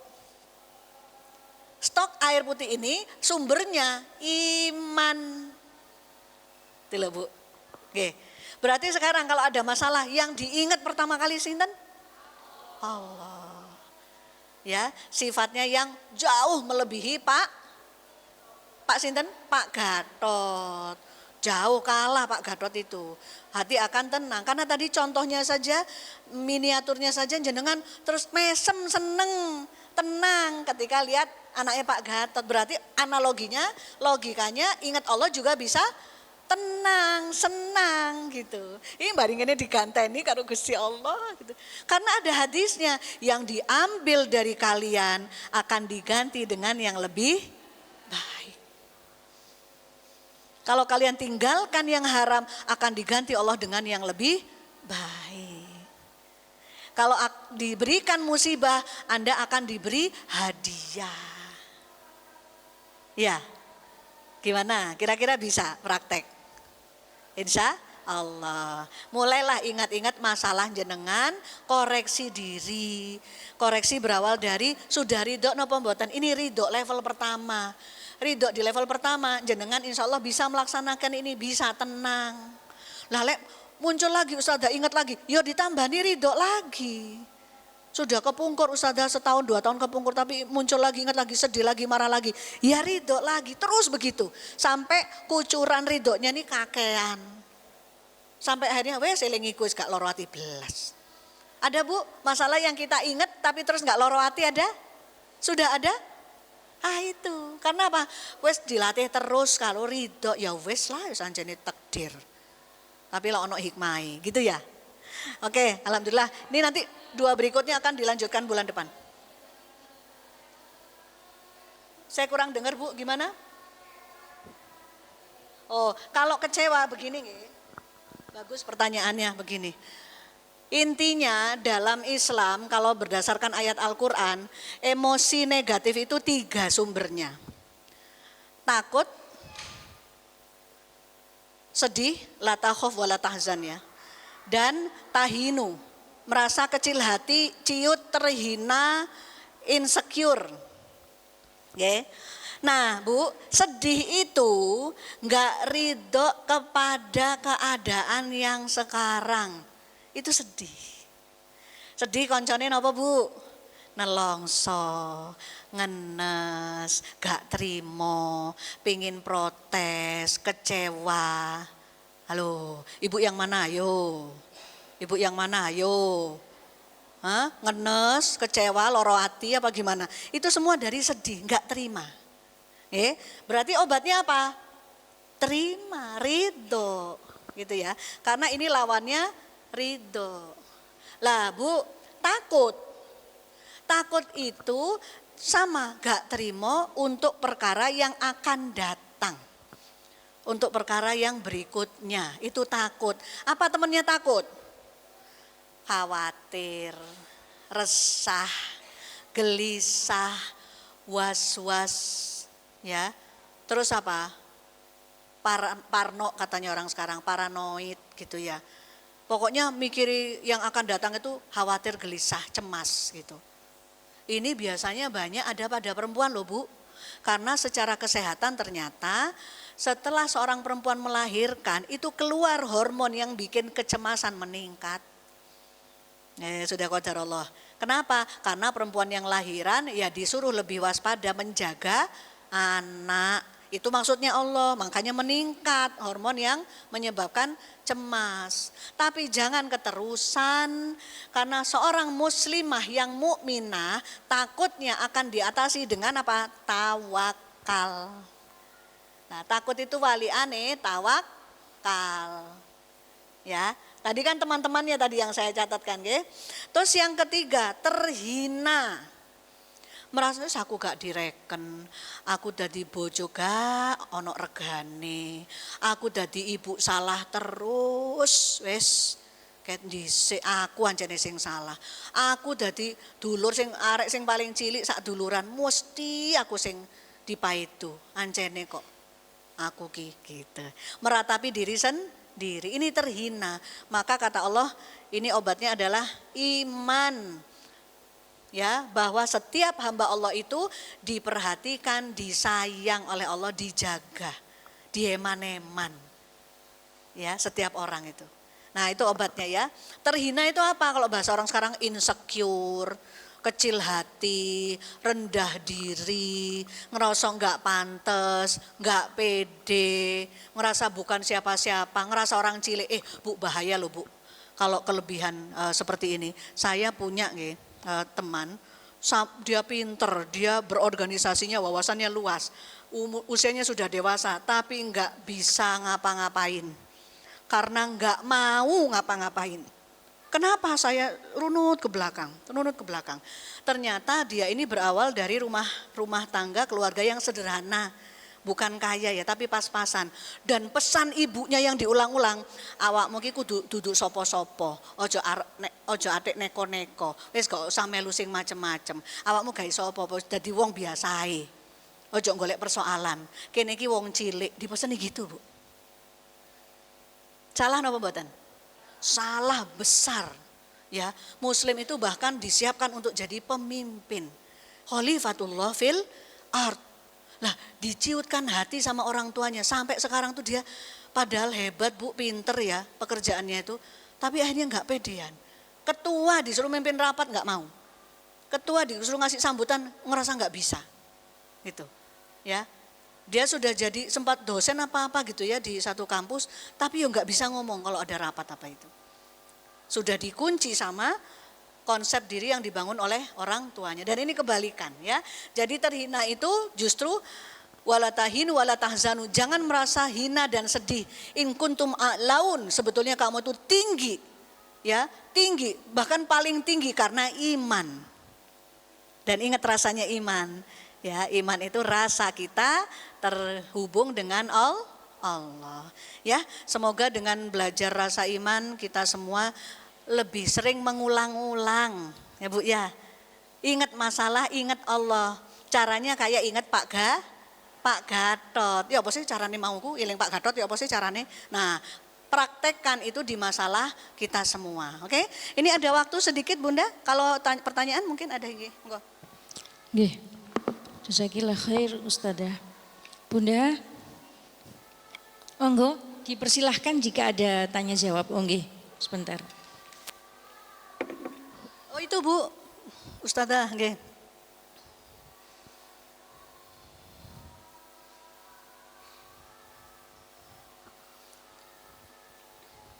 Belum on mungkin nggih. Bismillahirrahmanirrahim. Assalamualaikum warahmatullahi wabarakatuh. Waalaikumsalam warahmatullahi wabarakatuh. Mau tanya dan mohon maaf. Nggih. Saya tuh kan punya anak perempuan. Ya.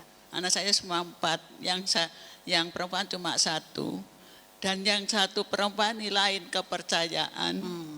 Rasanya hati ini belum ridho. Bagaimana cara mengatasinya? Nggih. Mohon maaf. Terima kasih. Assalamualaikum warahmatullahi wabarakatuh. Masya Allah. Ya, ibu-ibu, ya sebelum saya jawab, saya tambah tadi ya satu ayat yang menegaskan bahwa masalah itu yang ditagih dari Allah adalah iman. Ayat yang kedua dicatat surat At-Taghabun ayat 11. Ya, surat At-Taghabun ayat 11. A'udzubillahi minasyaitonirrajim. Bismillahirrahmanirrahim. Ma asaba min musibatin illa biidznillah. Wa may yu'min billahi yahdi qalbah. Semua tidak ada satupun masalah dari seluruh permasalahan yang ditimpakan kecuali dengan izin Allah, Ibunda, ya. Anak tadi yang belum soleh bahkan nonis ya, bukan muslim, itu tidak lepas dari izin Allah. Tapi ingat, segala sesuatu yang diizinkan Allah belum tentu semuanya diridhoi Allah. Tapi diizinkan terjadinya untuk memberi ujian kepada hambanya yang lain. Jadi ini dari Allah bukan hanya perkara pilihan ananda. Nah, yahdi qalbah wa may yu'min billah yahdi qalbah. Siapa yang beriman kepada Allah, Allah akan menunjuki hatinya. Bu, 2 ini kunci. Ya, walah, ternyata loh masalah iku mau enggak Allah tuh nagih iman di imanmu. Kok gurung metu, kok gandang metu, kok malah eling wong tuamu, kok malah ngejar-ngejar bojomu, kok malah nyalah-nyalane wong, kok malah sedih karena dibantu saudara-saudara sekarang enggak ada, kok eling menungso. Gitu loh Bu maksudnya. Jadi iman itu untuk masalah itu untuk menagih iman. Lah kalau sampai alhamdulillah ki hambaku sing iki iman akhirnya, ya. Kan kita enggak semuanya toh ada masalah terus ingat Allah. Lah ketika berhasil ingat Allah, apa janji Allah? Wa may yu'min billah yahdi qalbah. Hambaku iku wis iman, tak tunjuki hatinya. Ini janji Allah. Kalau sudah keluar iman di hati hambaku yang menerima musibah, akan aku tunjuki hatinya langsung. Ya, jadi ketika ada masalah, satu saja yang kita bina duluan. Pertama, utama selamanya, yaitu iman kepada Allah. Iman kepada Allah dalam perkara apapun ya Bu ya. Intinya dua, Bu. Imanku maksudnya apa toh Ustaz? Apa wiritan terus? Asmaul Husna, ya Allah, ya Rahman, ya Rahim, ya Malik, ya Kudus, ya Salam. Gimana membangun iman? Ya, kepada Pak Gatot tadi gimana membangun iman? Pertama Bu, iman yang dimaksud di sini, ingat bahwa masalah kita dari siapa? Wes, coba saya tanya sekarang. Apa iya kalau ada masalah itu kita ingat bahwa ini masalah dari Allah? Apa iya? Ternyata tidak selalu. Ayo teman sampean yang kentit uang bisnis, ya, gak balik-balik uang bisnisnya, atau ngutangnya sing wingi gorong dibayar saiki ngomong ujungnya ono 500. Nilai menelak tambah mangkel apa piye Ibu? Mangkel sing wingi gorong dibayar 100. Berarti dalam banyak kondisi kita itu kalau ada masalah nggak ingat Allah. Nggih, ingat duite. Ingat omone konco sing nyelekit. Itu yang diingat padahal salah. Kalau mau membangun iman lupakan dulu, konsentrasi dulu, tarik nafas. Ya Allah, omongannya lo nyelekit. Iki kok gak duwe izin, gak duwe perasaan, nyele meneh ya Allah. Tapi lo jenengan ini di atas kami yang menaungi, yang mengizinkan ini terjadi. Ada jenengan ini, ada peran jenengan, ada tangan-tangan jenengan. Kalau iman ya Allah, ini Bu, pertama Bu. Masalahnya disengkreno sak ditutup hati, tutup telinga ya. Ingat Allah ini caranya ridho. Anakku kok sampai sekarang ya Allah belum kembali pada iman yang benar ya Allah. Tapi ya Allah, ini segala kejadian alam raya, semut yang keluar masuk di sarangnya, helai daun yang jatuh di padang savana sana, semuanya dalam pengawasanmu. Semuanya dalam izinmu. Saya beriman. Tidak ada satu jengkal perkara pun yang keluar dari pengaturan takdirmu, enggak ada. Termasuk urusan anak saya. Termasuk suami kayak dhisik mbluk utek koyo ngene terus ki. Itu jenengan izinkan ya Allah, saya beriman. Akhirnya Bu, lihat masalah kan mangkel nggih. Mangkel kan? Gemes, kesel. Tapi kalau ingat dari siapa masalah itu datang, berkurang enggak mangkelnya? Berkurang karena sungkan. Oh nggih, saking jenengan ya Allah, ngapunten. Saya lupa. Kadung mangkel-mangkel, kadung ngamuk-ngamuk sama anak saya, ya Allah, ngapunten. Ini kan jenengan yang izinkan. Rodok sungkan Bu. Ini loh maksudnya. Ini loh psikologinya orang iman itu. Itu loh Allah tuh kenapa menyuruh kita iman. Elingo aku, sing ikhlas pecah iku aku. Ojo moreng-moreng karo besanmu. Ada Bu besan sama besan dikasih cewek. Kayak ingin tok cewek aku ya iso tuku dhewe 10. Ngomeli besannya yang ngasih cewek elek, murah gitu. Padahal itu dari Allah. Umpama mau nyelatu gitu. Tapi ini rezeki dari jenengan ya Allah, alhamdulillah. Rodok sungkan. Karena apa? Allah itu maha melihat. Akhirnya sak mangkel-mangkelnya sama masalah, sak sedih-sedihnya rodo hilang Bu. Menurun langsung emosi ini digrojoki air iman. Ya lah saking jenengan ya Allah, nggih pun mboten napa-napa. Sungkan. Betul apa betul? Lah sekarang nggarain jenengan pancet sedih, pancet marah-marah, pancet dongkol, pancet dendam. Polane gak eling Allah sampai sekarang terkait dengan masalah itu. Betul apa betul? Nanti gimana saudara? Ke rumah, tutup pintu kamar, buka gelar sajadah, sholat duhur. Setelah sholat duhur, jenengan list masalahnya. Ditulis list, masalah anak ya Allah niki saking jenengan. Nggih kula tampi. masalah teman lama terus fitnah, ya Allah, sakit hati ya Allah, tapi ya itu diizinkan sama jenengan, nggih mboten napa-napa kula tampi. Itu Bu iman. Ingat Allah iku nggarai sungkan. Nek sampai ingat Allah enggak sungkan, ya Masya Allah ada sesuatu di hati kita, ya ada virus gitu. Tapi coba ingat Allah, coba ingat sholat jenengan. Sholat kita buat siapa? Ibadah kita buat siapa? Buat zat yang mulia itu. Lah masuk gak sungkan? Mesti sungkan. Nomor 2, ingat masalah dari Allah. Yang kedua apa? Ingat bahwa Allah Maha Kuasa. Bu, masalah apapun ya, masalah apapun Bunda. Ananda bisa enggak nanti sore masuk Islam, bisa enggak? Kalau Allah mau? Gampang. Dalam sekejap mata enggak pakai repot, kun fa yakun. Enggak pakai doa Habib, enggak pakai tirakat, enggak pakai ndonga loh Allah bisa ngubah masalah. Lah kenapa sekarang kok enggak berubah? Karena ada yang sedang ditunggu Allah. Siapa? Ibundanya, kitanya. Ndi imane, tak tagih. Kurang metu imane aku nagihiku kok gitu. Ya.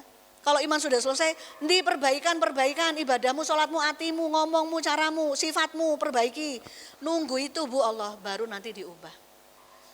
Jadi ingat, yang diingat kalau ada masalah apa? Ingat bahwa masalah itu tidak luput dari takdir Allah. Dan ingat tenang aja, Allah Maha Kuasa mengubah. Ngenteni kita. Jadi semakin ingin cepat masalah berubah, semakin keras kita mendidik kita untuk lebih baik. Itu maunya Allah. Gitu, nggih? Terjawab ya Bunda ya. Didoakan putrinya, Bunda nangis sama Allah, ridho ya Allah, niki takdir jenengan. Hati anak saya berbolak-balik itu mudah bagi jenengan. Maka saksikan ya Allah, bukan ridho anak masuk nonis, tapi saya ridho engkau beri takdir seperti ini. Ya, saya ridho anak saya itu punya kebaikan dan keburukan. Ya, maka ya Allah ridhoi anak saya, itu rahasianya Bu. Nggih? Insyaallah. Baik, Bunda sudah selesai waktunya nggih? Monggo, silakan. Oh, gitu nggih, monggo. Terima kasih. Bismillahirrahmanirrahim. Assalamualaikum warahmatullahi wabarakatuh. Waalaikumsalam warahmatullahi wabarakatuh. Bunda, tadi Bunda menyampaikan bahwa kita kalau diuji dengan anak yang unik ya, itu kita harus dengan rasa sayang. Kadang-kadang kalau kita sudah, itu kiatnya apa ya, supaya ada anak yang lain itu yang sudah baik-baik aja itu tidak cemburu atau kok itu enggak berprestasi, ibu sayang banget sama itu, tapi dengan kita-kita yang sudah ini kok biasa flat aja gitu. Monggo yang saya iya. Assalamualaikum warahmatullahi wabarakatuh. Waalaikumsalam warahmatullahi wabarakatuh. Ibu-ibu, kira-kira nggih anak kembar itu kembar semuanya napa mboten? Bisa 180 derajat? Nah, anak-anak itu kalau dalam kacamata psikologi punya kuali kebutuhan. Ini perlu dicatat karena saya ulang-ulang terus itu. Dipakai nanti ketika kita membahas anak. Anak itu punya kuali kebutuhan tidak terlihat nggih. Kuali ini meminta diisi 3 macam. Kasih sayang, perhatian, keleluasaan. Kasih sayang, perhatian, keleluasaan. Nah, kembar sekalipun Bu, ternyata kualinya beda-beda ukurannya. Ada enggak putra jenengan dulu waktu kecil yang kalau tidur itu cukup dia apa? Diantarkan ke kamar, dipopok, wis turu gak apa-apa, pokoknya wis dipopok ditinggal gak apa-apa. Tapi adiknya Bu enggak bisa. Ibu kudu ya selonjor, dampingi, nyebelai yang mau tidur sampai tidur baru bisa tidur. Ada enggak anak yang ibu sambil masak lo dia cerita enggak masalah. Ya, cerita terus nocos terus. Tapi ada anak yang enggak usah masak, ibu pegang HP lo di sebelahnya. Dia mandek ceritane, ibu enggak perhatian. Ibu sibuk HP-an, enggak wes aku enggak cerita dhisik. Maunya dia tuh HP-nya ditaruh, ibu madep anake, mendengarkan. Ada begitu ya? Berarti anak itu beda beda. Nah sekarang kewajiban orang tua, kewajiban kita mengenali. Oh iki rupanya kurang dielem, iki seneng lek dielem, lek iki wis mblenek dielem. Wis Bu aku dua arek cilik dielem terus ae gitu. Macem-macem. Lihat 3 kuali itu. Dia butuh apa? Kasih sayang, perhatian atau keleluasaan. Nah diberi yang kurang. Caranya gimana Ustazah? Semalam saya ke Sidoarjo. Ada salah seorang jamaah bertanya, kakaknya itu sekarang pendiam jaga jarak sama orang tua padahal masih SD kelas 6.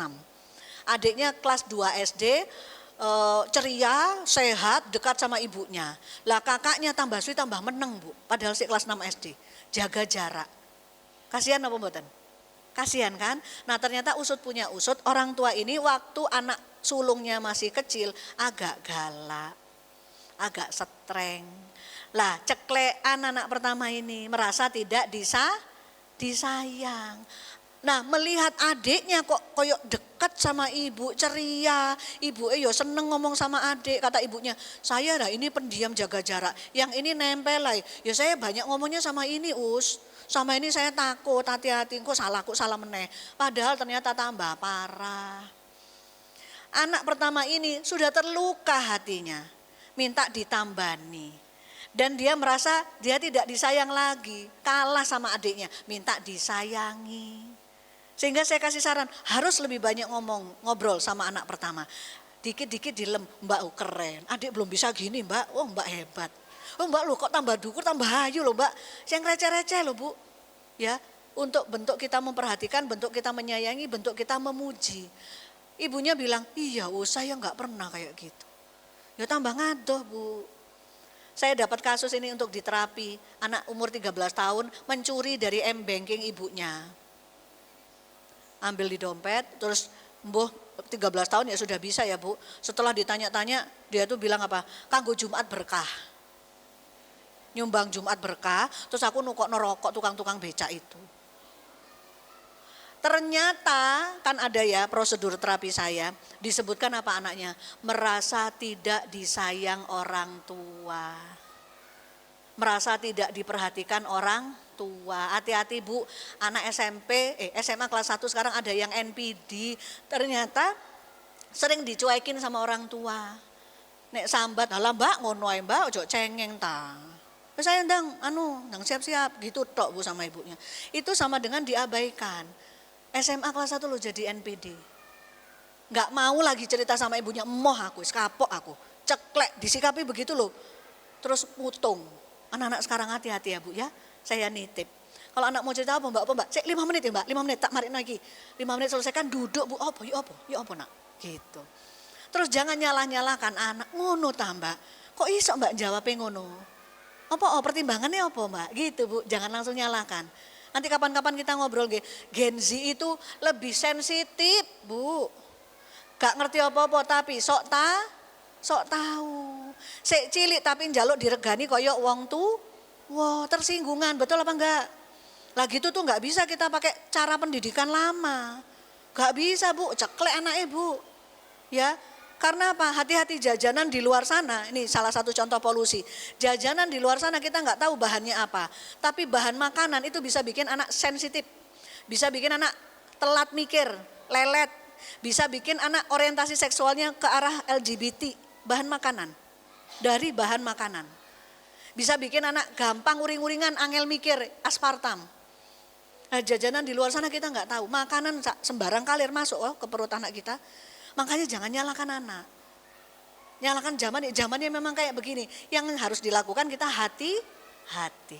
Ya, jadi manusia akhir zaman sama Allah tambah digosok, cek tambah sip. Sambare tambah sip, imane tambah tebel, ya, ridhonya tambah kuat. Karena apa? Manusia akhir zaman itu manusia di zaman yang paling sulit sama Allah mau dibantu, Bu, ya. Gitu nggih? Waktunya sudah habis. Mohon maaf dari saya. Sedikit saya tutup. Ya, bismillahirrahmanirrahim. Billahi taufiq walhidayah waridho walinayah. Assalamualaikum warahmatullahi wabarakatuh. Waalaikumsalam warahmatullahi wabarakatuh. Alhamdulillah, jazakillah khair Bunda Alia. Bunda-bunda solihah, jangan lupa di pekan Selasa keempat kita masih ada kajian dengan Bunda Evi. Selasa pekan kedua tetap dengan Bunda Alia di bulan Januari. Tetap hadir ya Bunda, karena materinya akan bersambung. Kalau panjenengan nggak datang, nggak bisa ngerpek ke temannya. Insya Allah itu kita tutup dengan kafarat majelis. Astagfirullahaladzim, astagfirullahaladzim, astagfirullah wa atubu ilaih.